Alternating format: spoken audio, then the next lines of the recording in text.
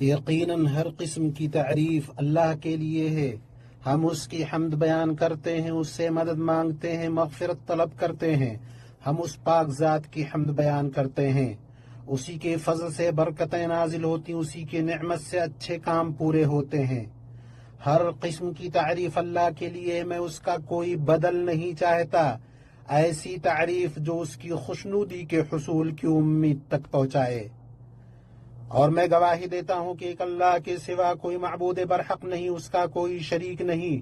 اس نے ایمان و عمل کی بنیاد پر انجام کار متقیوں کے لیے اور فتح و غلبہ مومنوں کے لیے مقرر کیا۔ اور میں گواہی دیتا ہوں کہ ہمارے نبی اور سردار محمد اللہ کے بندے اور اس کے رسول ہیں۔ آپ صلی اللہ علیہ وسلم ان میں سب سے اچھے ہیں جنہوں نے گفتار و کردار سے اللہ تعالی کی تعظیم کی۔ درود نازل ہو آپ پر، آپ کے آل و اصحاب پر، جو اسلام کا دفاع کرنے والے بہادر غازی اور عظیم سپاہی ہیں، اور تابعین پر، ان کی درست طریقے سے پیروی کرنے والوں پر جب تک شب و روز کا سلسلہ چلتا رہے اور بابرکت مسلسل سلامتی ہو۔ اما بعد، اللہ کے بندو، اللہ کا تقوی اختیار کرو۔ تقوی سب سے قوی مددگار، سب سے وفادار معاون، سب سے بہتر سامان اور دنیا و آخرت کے لیے سب سے معزز توشہ ہے۔ اللہ کا فرمان ہے، اے ایمان والو، اگر تم اللہ سے ڈرتے رہو گے تو اللہ تعالیٰ تم کو ایک فیصلے کی چیز دے گا اور تم سے تمہارے گناہ دور کر دے گا اور تم کو بخشش دے گا۔ اللہ تعالیٰ بڑے فضل والا ہے۔ میں نے شرف و عزت کو تقوی میں پایا اور اسی سے آخرت میں سربلندی ہے۔ قیامت کے دن اللہ کا تقوی کیا ہی بہتر توشہ ہے اور کیا ہی بہتر ذخیرہ ہے۔ مومنوں، فصلوں اور موسموں کے آنے جانے میں نصیحت اور مسلسل روز و شبوں کے یگے بعد دیگرے آنے میں عبرت ہے۔ ہماری امت اسلامیہ اس نئے سال کے سایہ سے لطف اندوز ہو رہی ہے۔ سال کے مہینوں کا آغاز محرم الحرام کا مہینہ ہے۔ آپ صلی اللہ علیہ وسلم نے فرمایا، رمضان کے بعد سب سے افضل روزے اللہ کے مہینے محرم کے روزے ہیں۔ اسے مسلم نے روایت کیا ہے، اور سنت یہ ہے کہ عاشورہ کے دن کا روزہ رکھا جائے اور اس کے ایک دن پہلے یا ایک دن کے بعد کا بھی روزہ رکھا جائے۔ مسلمانوں، محرم الحرام کا مہینہ ہمیں مبارک ہجرت کے واقعہ کی یاد دہانی کراتا ہے۔ مسلمانوں، محرم الحرام کا مہینہ ہمیں مبارک ہجرت کے واقعہ کی یاد دہانی کراتا ہے، جبکہ اللہ نے اپنے بندے اور رسول صلی اللہ علیہ وسلم کی مدد فرمائی۔ اللہ نے فرمایا، اگر تم ان کی مدد نہ کرو تو اللہ ہی نے ان کی مدد کی اس وقت جب انہیں کافروں نے نکال دیا تھا، دو میں سے دوسرا، جبکہ وہ دونوں غار میں تھے، جب یہ اپنے ساتھی سے کہہ رہے تھے کہ غم نہ کر، اللہ ہمارے ساتھ ہے۔ ابو بکر رضی اللہ عنہ نے کہا، اے اللہ کے رسول، اللہ کی قسم، ان میں سے کوئی اگر اپنے قدم کی طرف نگاہ کرے تو ہمیں دیکھ لے گا۔ اس پر آپ صلی اللہ علیہ وسلم نے اس شخص کی طرح جواب دیا جسے اپنے رب کی نصرت پر بھروسہ ہو۔ فرمایا، تمہارا ان دونوں کے بارے میں کیا خیال ہے جس کا تیسرا اللہ ہے؟ غم نہ کرو، یقیناً اللہ ہمارے ساتھ ہے۔ اللہ اکبر، یہی رب العالمین کی مدد پر یقین ہے۔ اسی لیے اس عظیم واقعے کی اہمیت میں سے یہ ہے کہ عمر رضی اللہ عنہ کے زمانے میں مسلمانوں نے متفقہ طور پر اس کو اسلامی تاریخ بنا لیا، اس کی دینی و تاریخی شناخت پر ناز کرتے ہوئے۔ ہم ایسی امت ہیں کہ زمانوں میں ہماری ایک تاریخ، ثقافت اور ایک پیغام رہا ہے۔ چنانچہ مومنوں، اس شفاف چشمے سے سیرابی حاصل کرو، غیرت و ہمت کے اسباق لو، بلندی پر پہنچنے میں مقابلہ آرائی کرو، تاکہ پوری دنیا مسلمانوں کے اس روشن عزم کو جان لے کہ وقت آنے پر اسے کس طرح عملی جامہ پہنایا جاتا ہے۔ ایمانی بھائیوں، یہ درست دین ہی عظیم نعمت اور بڑا احسان ہے، اور اسی سے مومن دوسرے ادیان والوں سے ممتاز ہوتے ہیں، حالانکہ ان کے اور مومن کے درمیان وجود، عقل، رزق وغیرہ کی نعمت مشترکہ ہوتی ہے، مگر مسلمان اسلام کے کلمہ یعنی لا الہ الا اللہ محمد الرسول اللہ سے ممتاز ہوتا ہے اور ان سے الگ ہوتا ہے۔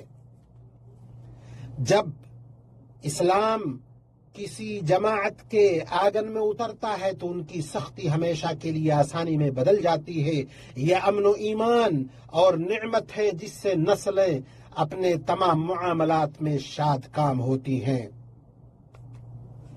جو اس دنیا میں اس دین کے مطابق نہ جیے تو وہ اصلاً وہ مردار ہے۔ اللہ نے فرمایا ایسا شخص جو پہلے مردہ تھا پھر ہم نے اس کو زندہ کر دیا اور ہم نے اس کو ایک ایسا نور دے دیا کہ وہ اس کو لیے ہوئے آدمیوں میں چلتا پھرتا ہے، کیا ایسا شخص اس شخص کی طرح ہو سکتا ہے جو تاریکیوں سے نکل ہی نہیں سکتا؟ امت مسلمہ، ہماری اسلامی امت آج جس حالت میں جی رہی ہے، ہمیں یقین ہے کہ کھرے کھوٹے کو الگ کرنے کا الہی قانون ضرور نئے ہجری سال کی طرف ہماری راہ روشن کرے گا۔ ہمیں اس بات کا یقین ہے کہ ہمارا دین حق ہی ہمیں فتنوں سے نکالے گا۔ اللہ کے بندو، اپنے دین کو مضبوطی سے تھام لو،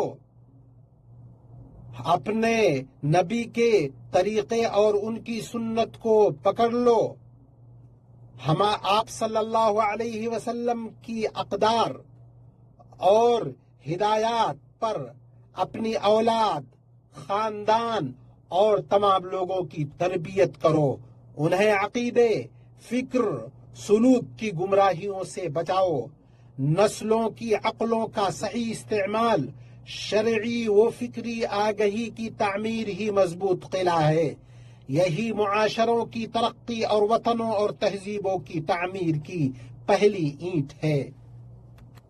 تاکہ ہمیں غلبہ، عزت نصیب ہو۔ اللہ رب العزت والجلال کا فرمان ہے، تم میں سے ان لوگوں سے جو ایمان لائے ہیں، نیک اعمال کیے ہیں، اللہ تعالی وعدہ فرما چکا ہے کہ انہیں ضرور زمین میں خلیفہ بنائے گا، کہ ان لوگوں کو جیسے کہ ان لوگوں کو خلیفہ بنایا تھا جو ان سے پہلے تھے، اور یقیناً ان کے لیے ان کے رب کے پاس اچھا بدلہ ہے۔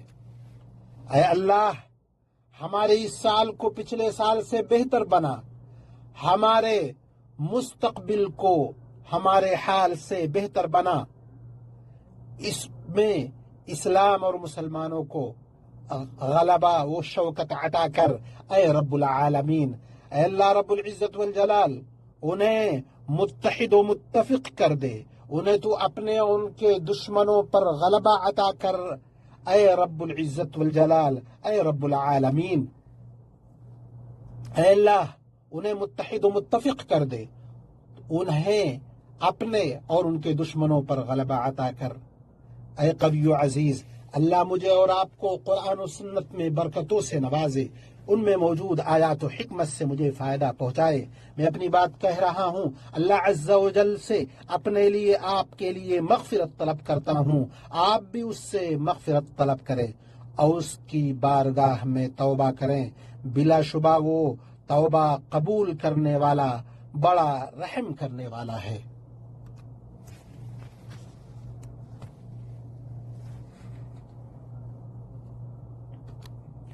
تمام تعریفیں اللہ کے لیے، ایسی تعریفیں جو ہمیشہ خوشبو بکھیرنے والی ہیں۔ میں گواہی دیتا ہوں کہ ایک اللہ کے سوا کوئی معبود برحق نہیں، اس کا کوئی شریک نہیں، ایسی گواہی جس کا نور روشن اور نمایاں ہے۔ اور میں گواہی دیتا ہوں کہ ہمارے نبی محمد اللہ کے بندے اور اس کے رسول ہیں، جنہوں نے دعوت و اصلاح میں اللہ کے لیے اخلاص برتا۔ اما بعد، اللہ کے بندو، اللہ کا کما حقہ تقوی اختیار کرو، تمہارے حالات سنور جائیں گے اور تم قبولیت کے درجات میں بلند ہو جاؤ گے۔ اور جان لو کہ سب سے سچی بات اللہ کی کتاب ہے، سب سے بہترین راستہ محمد صلی اللہ علیہ وسلم کا راستہ ہے۔ بدترین امور وہ ہیں جو دین میں نئے پیدا کیے جائیں، اور ہر بدعت گمراہی ہے۔ اور اس لیے جماعت کو لازم پکڑو، کیونکہ اللہ کی نصرت اور تائید جماعت کے ساتھ ہے۔ اے امت اسلامیہ، ان دنوں ہمیں جھلستی گرمی کی تپش محسوس ہو رہی ہے، اس کی گرم ہوائیں ہم پر چل رہی ہیں۔ نبی صلی اللہ علیہ وسلم نے فرمایا، جب گرمی زیادہ ہو جائے تو نماز کو ٹھنڈا کر کے پڑھو، کیونکہ گرمی کی شدت جہنم کی بھاپ سے ہے۔ امیدیں موسم گرما سے بھرپور فائدہ اٹھانے کی طرف لگی ہوئی ہیں، اور نگاہیں اسے سمیٹنے کے شوق میں منتظر ہیں۔ گرمی کے ساتھ زمین کی چمک لوٹ آئی، اس دوشیزہ کی مانند جس کی زیبائش مکمل ہو گئی۔ تازگی اور شادابی کے ایسے مناظر نمایاں ہوئے کہ جس نے بھی انہیں دیکھا مشتاق ہو گیا۔ پس اللہ کے بندو، اللہ کا تقوی اختیار کرو اور اپنے نفسوں کی حفاظت کرو، اللہ تمہاری حفاظت فرمائے۔ اپنے آپ کو، اپنے زیر کفالت افراد کو اس زمانے کی فتنوں سے محفوظ رکھو۔ یہ فتنے کتنی ہی زیادہ ہیں، اور اللہ کا شکر ہے کہ ہمارا ملک عقیدہ و توحید کا مرکز، ایمان و سنت کا گہوارہ، اعتدال و میانہ روی کا سرچشمہ، امن و سلامتی اور پائیدار خیر کا علم بردار ہے۔ اور ہمارے نوجوانوں، ہمارے وطن کو ہر برائی اور مصیبت سے محفوظ رکھے، اور اللہ رب العزت والجلال ہمارے نوجوانوں اور ہمارے وطن کو ہر برائی اور مصیبت سے محفوظ رکھے۔ اس کے بعد اللہ تم پر رحم فرمائے، چنیدہ ہادی و امین نبی پر درود و سلام بھیجو، جو اہل ایمان کے بہترین نمونہ ہیں، جنہیں واضح شریعت کے ساتھ مبعوث کیا گیا، جیسا کہ رب العالمین نے اپنی واضح کتاب میں تمہیں اس کا حکم دیا۔ فرمایا، بے شک اللہ اور اس کے فرشتے نبی پر درود بھیجتے ہیں، ایمان والو تم بھی ان پر درود سلام بھیجو۔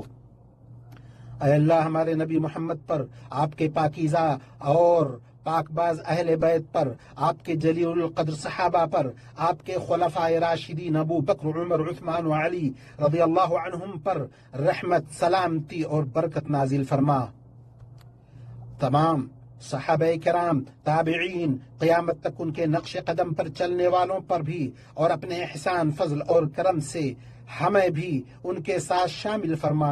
اے اکرم الاکرمین، اے اللہ اسلام اور مسلمانوں کو غلبہ عطا فرما، دین کے قلعہ کی حفاظت فرما، اس ملک کو امن و اطمینان، کشادگی، خوشحالی کا گہوارہ بنا، اور تمام مسلمان ممالک کو بھی اے اللہ ہمارے وطنوں میں ہمیں امن عطا فرما، ہمارے سربراہان اور حکمرانوں کو توفیق دے، ہمارے امام اور ولی امر کو حق، توفیق اور درستگی کے ساتھ ان کی مدد فرما۔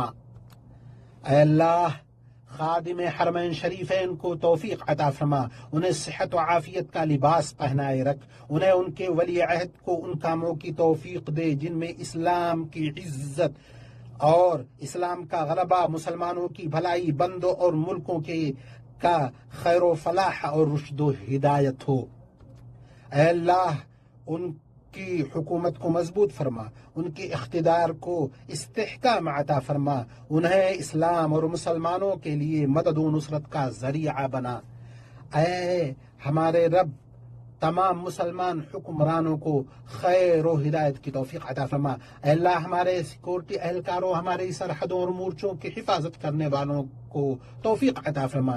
اے اللہ مسلمان مردوں اور عورتوں کی مغفرت فرما، ان کے دلوں میں باہمی محبت پیدا فرما، انہیں سلامتی کے راستوں کی ہدایت عطا فرما۔ اے اللہ پریشان حال لوگوں کی پریشانی دور فرما، مصیبت زدہ لوگوں کی تکلیف ختم کر، قرض داروں کی قرض ادا فرما۔